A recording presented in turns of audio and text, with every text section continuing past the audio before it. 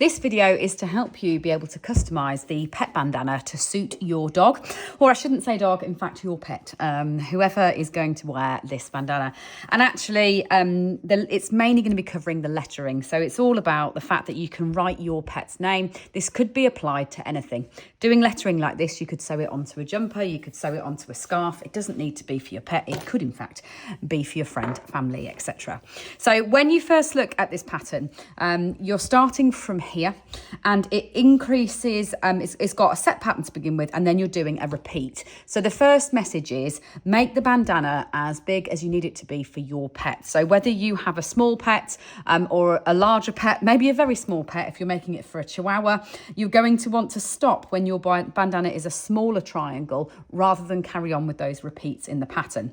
But once you've made your triangle and you're happy, just remember that the way that it is intended is that you fold over the ends like this, and then you fold this downwards so that it will then slot onto a collar. So the other thing you might need is to know how deep or big the collar is of the pet that you're actually going to sew it onto, because we're going to fold it down to be that depth. So obviously a bigger dog is going to need a bigger fold over than a dog with a kind of smaller, more dainty collar. So fold in the ends like that. And I'm just going to gently tack those in place to begin with so they hold in place. So all I've done is tidied in the ends like that, and then fold that over like that. And this becomes a tube that will then fit onto your pet's collar. So fold it in, and I'm just going to sew between here and here.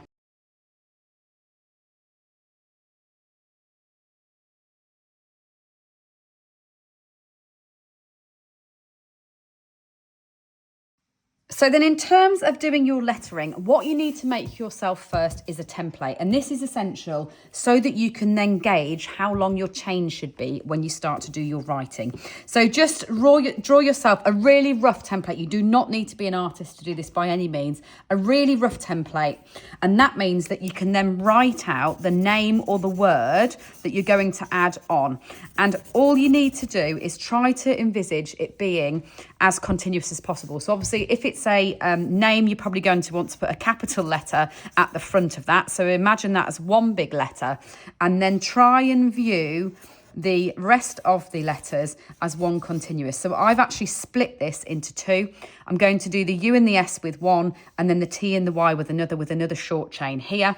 With Pippa that's here, I did the P separately, and then I did the P and the P and the A separately. So I did a lot more breaks in that one.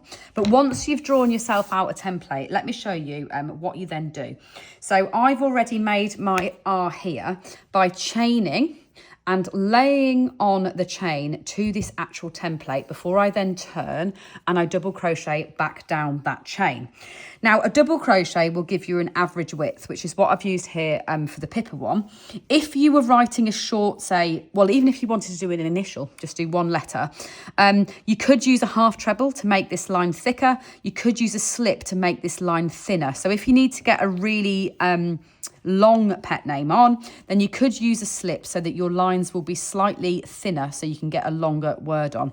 So what you do is you just lay out your chain on top before you turn to make sure it is the right length. So that's my R done. Let me show you what I mean by the U with the U and the S. So tie yourself a slip knot and then just chain. And then every now and again stop, and starting from the knot, position it over the top of the letters that you've written out like this, remembering that you will, if you're doing one like this U, you'll be turning back on yourself, so take that into account. So yep, I've done the U is complete, I'm on to the S. Keep chaining like that. So let's go again, lay that on top, lay that on top. Getting there, so probably 4 or 5 more chains until I'm at the end. And then when you're happy, all you need to do is double crochet back down that chain.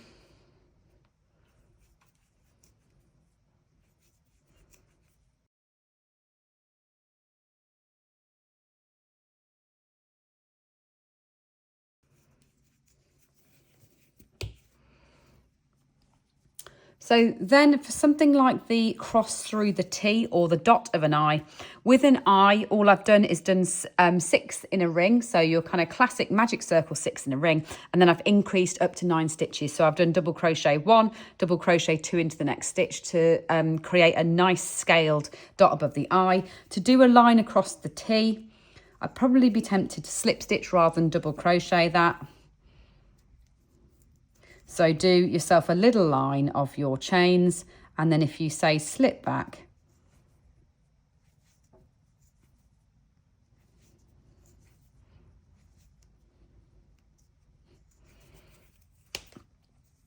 you'll get a little line that you can then sew on to cross that out. So once you've made the pieces and you've got your chain length, if you are making a long word with multiples, it's worth making sure that you know which one's which. All you then need to do is position this in again, roughly, and then sew it onto the top of the bandana with the length that you've left. So if you are sewing this onto the bandana specifically, it is quite holey because it is obviously a crochet fabric that has intentionally got holes in it. And so all you need to be conscious of is keeping these stitches in the top layer. So rather than sewing right the way through to the other side, as you might do if it had an inside or a wrong side, to make it nice and neat, when you're sewing, just keep it by catching the top layer of the stitches rather than sewing right the way through the whole thing. If you were using this technique to sew onto something else, so you might be sewing onto a knitted jumper, or you might be adding a letter onto a hat, you wouldn't need to worry about that in the same way because you might have a true wrong side. Whereas just to keep it nice and neat, I'd try and keep your stitches into the top side.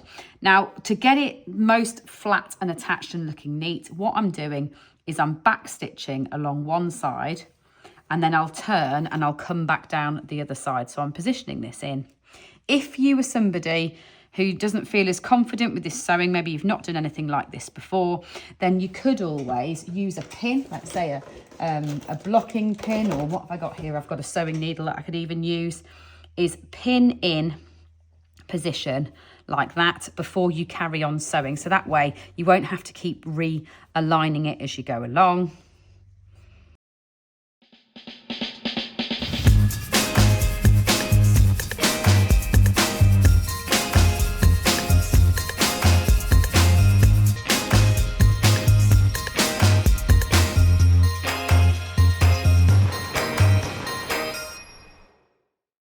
So just to neaten it up at the end, what I would say is all you can do is give it a bit of an iron or a steam, just so that those letters will sit as flat as possible, knowing that you can always rejoin a bit of yarn and tidy up an edge if you find that when you've finished you just want to add a few more stitches in, but then you'll be able to customize whatever you wish. So do make sure you send me pictures if you are using this technique on your crochet bags or on scarves, or Christmas jumpers. It would be great for writing names and letters on those as well, or especially your pets. I always love to see pictures of your pets. So if you have got one going on to your dog, cat, tortoise, whatever it is, share a picture.